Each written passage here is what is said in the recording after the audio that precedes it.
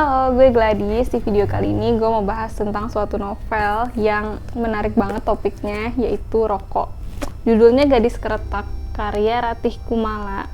Gue suka nih, gaya banget covernya. Oke, that's not how it looks. Anyway, novel ini terbitan tahun 2012, tapi bulan lalu sempat trending di Twitter karena novel ini bakal dijadiin ke serial Netflix. Nah, yang sebenarnya bikin trending itu adalah berita bahwa Dian Sastro dan Putri Marino, artis Indonesia yang terkenal banget, bakal jadi pemeran di serial Netflix Gadis Keretak ini. Karena dua artis ini punya kemampuan acting yang super, jadi orang-orang tuh excited banget, termasuk gue, untuk melihat kolaborasi mereka di serial Gadis Keretak nanti. Sebelum kita bahas tentang peran yang bakal dimainkan oleh Dian Sastro dan Putri Marino, kita bahas dulu tentang cerita yang ada di Gadis Keretak ini. Jadi, cerita di novel ini tuh berawal dengan seorang laki-laki pengusaha rokok yang sakit. Kondisinya udah kritis, dan selama dia sakit, dia ini sering ngigo. Pas ngigo ini, dia tuh selalu manggil-manggil suatu nama, yaitu Jengyah. Jadi dia tuh ngigo terus, Jengyah.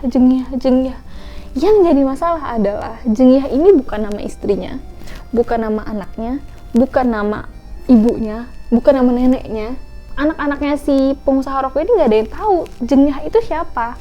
Nah, si istrinya yang mendengar gitu kalau suaminya mengigo-ngigokan nama cewek yang jelas bukan dirinya, ngambek gitu kan. Jadi anak-anak ini kalau mau nanya ke istrinya kalau mau nanya ke emaknya nggak enak, mau nanya ke bapaknya nggak bisa diajak ngomong. Tapi pas ditanya gitu apakah mau dicariin atau enggak si Jengyahnya ini, bapaknya ini kayak oke, tolong dicariin gitu, walaupun dia nggak bisa ngomong gitu ya.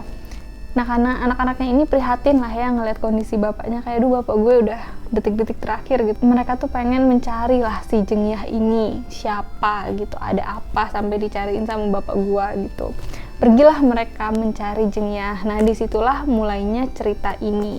Kita bakal dibawa ke alur cerita maju mundur. Yang pertama, alur cerita tentang si anak-anak dari pengusaha rokok ini mencari Jengyah di masa kini.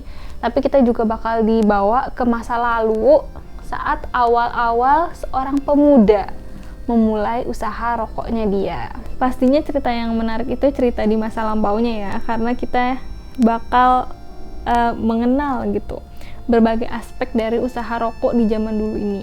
Mulai dari bagaimana si pemuda ini mencari bahan bakunya, mengolah bahan baku tersebut, terus meracik bumbu-bumbu rokoknya, terus packagingnya bahkan ya, dan sampai dengan marketing di mana dia nitipin penjualan rokok-rokok ini. Tapi yang paling menonjol di cerita ini adalah persaingannya. Wajar lah ya, kalau bisnis tuh pasti ada persaingan. Gadis Keretak ini termasuk lah ya ke novel fiksi sejarah, jadi kita bisa tahu nih bagaimana pandangan orang-orang zaman dulu terhadap rokok ini sendiri. Dan menurut gue yang paling menarik itu bagaimana orang zaman dulu itu kalau jualan rokok, mereka jualannya di apotek gitu. Karena mereka ini meyakini bahwa rokok itu adalah obat. Jadi makin berasa tembakaunya, mereka merasa itu bakal bikin sehat paru-paru gitu. Karena rokok ini juga kayak masih hal baru, jadi belum terlalu diteliti ya oleh para ilmuwannya, dan tentunya teknologinya juga berbeda. Jadi pada saat itu rokok ini ternyata dianggap sebagai obat gitu, bukan cuma sekedar tradisi aja. Yang gue suka juga dari novel ini tuh di setiap babnya banyak ilustrasi dari setiap perubahan packaging yang dibuat oleh si pemuda pengusaha rokok ini. Jadi bener-bener ngerasa oh ini loh perkembangannya, oh ini perkembangannya. Jadi gue suka. Cuman yang gue nggak suka dari novel ini adalah bagaimana si penulisnya ini menuliskan nama tempat si tokoh-tokoh utamanya itu sebagai kota B. Bener-bener B gitu. Gue tuh berasa kayak lagi belajar bahasa Indonesia gitu, kayak ceritanya dituliskan dengan nama kota B, kota A, kayak lagi baca soal.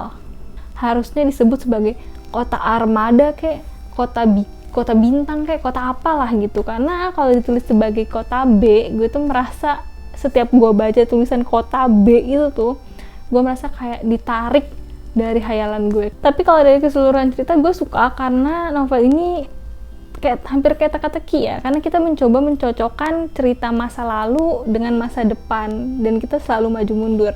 Nah, disinilah si Dian Sastro ini bakal jadi tokoh penting di masa lalu, sedangkan Putri Marino itu bakal jadi tokoh di masa depan. Nah, gue ngerasa gue tuh nggak perlu jelasin lebih detail lagi sih tentang peran yang dimainkan Dian Sastro dengan peran Putri Marino, karena nanti malah jadi spoiler gitu. Nah, ada tambahan yang pengen gue tunjukin. Jadi berhubung gue ini keturunan Kudus, bapak gue orang Kudus, dan kita datang ke acara festival Kudus gitu.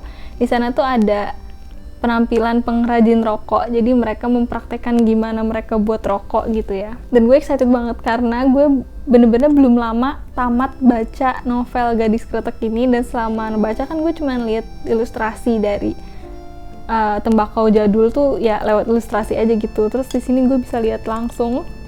Ini gue taruh di tempat sambal emak gue. Gue nggak ngerokok dan gue tidak menyarankan orang-orang untuk ngerokok, cuman tetap menarik banget melihat hal-hal kayak gini. Ini tuh kalau rokok zaman dulu tuh bentuknya kayak gini guys, namanya kelobot ya. Ini rokok jadul, sejadul-jadulnya jadul. Dan di situ juga mereka kayak menggiling, melinding apa ya namanya, membuat rokok yang agak modern. Ini juga udah modern. Ini udah modern nggak sih? Tapi belum ada filternya kali ya. Kalau zaman sekarang kalau nggak salah ada filternya ya. Kayak gini. Ini kocak banget ya, tradisional, bener-bener tradisional, pakai tali merah gitu, terus pakai daun. Gue rasa nanti gue harap nanti di serial Netflixnya juga bakal ditunjukin gimana mereka melinting bukan sih bahasanya, pokoknya membuat rokok kelobot kayak gini. Oke, secara keseluruhan gue suka sih baca novel ini. Gue bisa ngasih novel ini bintang 3 karena menarik, bikin penasaran, nggak ngebosenin sama sekali, lumayan berkesan juga, pengetahuan baru. Jadi novel ini bintang 3. Oke, itu aja video kali ini. Kalau kalian memang tertarik, kalian bisa silakan baca. Kalau serialnya tuh kayaknya baru bakal tayang tahun depan, masih agak lama ya, jadi bisa sambil nunggu sambil baca dulu novelnya. Itu aja buat gue, itu aja dari gue.